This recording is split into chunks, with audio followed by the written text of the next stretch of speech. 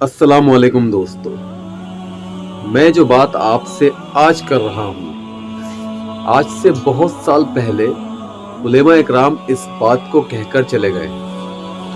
उलेमा इकराम ने फरमाया कि तुम्हारे ऊपर जो परेशानियां और जो मुसीबतें आज आ रही हैं, यकीन मानिए ये रोज बढ़ेंगी। कोई भी दिन ऐसा नहीं आएगा जो पहले वाले से अच्छा होगा, यानी कि आने वाला हर दिन गुजरे हुए हर दिन से बदतर होगा। ये हालात पेश आने हैं मुसलमानों के साथ।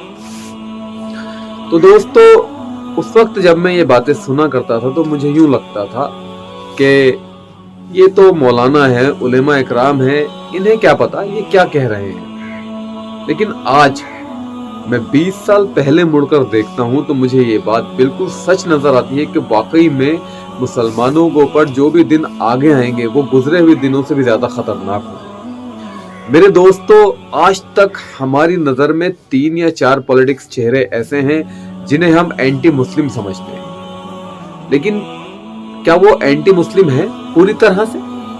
ये बात हम गारंटी के साथ नहीं कह सकते, लेकिन गारंटी के साथ हम ये कह सकते हैं कि सऊदी अरब के प्रिंस सलमान एंटी मुस्लिम होने वाले काम कर रहे हैं, क्योंकि रमजानुल मुबारक का महीना बिल्कुल करीब है और रमजान शुरू होने ही वाले हैं। उससे पहले ही प्रिंस ने इस बात का ऐलान कर दिया है कि यहाँ पर जो मस्जिदों में इफ्तार हुआ करता था वो अब मस्जिदों में इफ्तार नहीं होगा। दोस्त, मस्जिदों में इफ्तार कौन करता है? वो लोग करते हैं कि जो अपने घरों में इफ्तार नहीं कर पाते।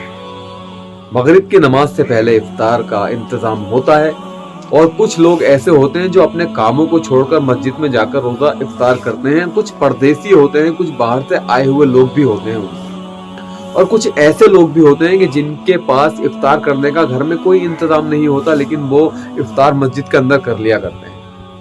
लेकिन सऊदी अरब के अंदर अब ये अमल नहीं हो पाएगा। इसकी वजह यह है कि वहां के प्रिंस सलमान ने ये बात ऐलान करके जारी कर दी है कि यहाँ पर मस्जिदों में कोई भी इफ्तार का इंतजाम नहीं होगा।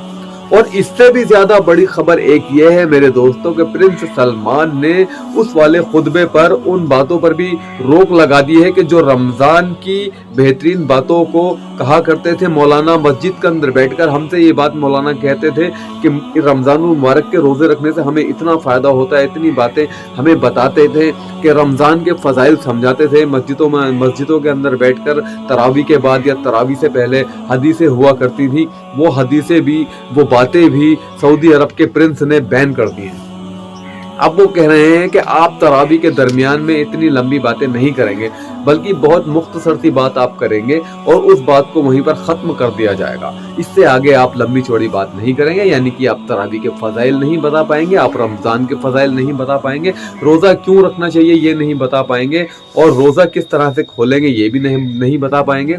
तो जब सारे फजाइल रमजानुल मुबारक के अंदर एक ज़माने से उलेमा इकराम इनके बारे में हमें समझाते आए हैं और पढ़ाते आए हैं और हमें बताया है, तो फिर आज इस बातों पर पाबंदी क्यों लगाई जा रही है, वो भी एक मुस्लिम सुल्तान के द्वारा पाबंदी लगाना क्या सही है? क्या ये एंटी मुस्लिम नहीं है?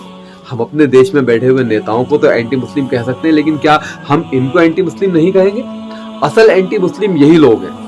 इसलिए बहुत साल पहले हुजूर पाक सल्लल्लाहु अलैहि वसल्लम ने हदीसों के अंदर ये बात फरमा दी है कि अरबों के ऊपर अज़ाब। ये वजह बनेगी, हमेशा हालात एक से नहीं रहेंगे, ये हालात बदलेंगे और ये काहिली, ये सुस्ती एक दिन जरूर खत्म होगी। मेरे भाई, इंसान जब गुनाह करता है ना तो गुनाहों के बाद वो नेकियों वाले अमल पे भी आता है, क्योंकि इंसान के अमल हमेशा एक से नहीं रहते हैं। बादशाहत दी अल्लाह ने इन्हें, और इनकी बादशाहत की वजह से मुसलमान परेशान हैं। बताइए तो दोस्तों, ये मुसलमान क्या करना चाहते हैं? आखिर दुनिया को कहां लेकर जाना चाहते हैं? बताइए। मेरी आपसे बस इतनी दरख्वास्त है कि ये वक्त बड़ी मुश्किल का वक्त है, ये वक्त बड़ी परेशानी का वक्त है। ऐसे वक्त में हमें सिर्फ अल्लाह से सहारा मिल सकता है, कोई और हमें सहारा नहीं देगा।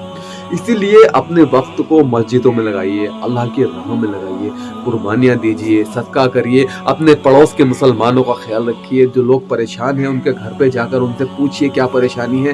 رمضان کا مہینہ ہے، غم خواری کا مہینہ ہے، اگر آپ کے گھر میں 2 روٹی ہیں تو 1 روٹی اپنے پڑوسی کو دیجیے۔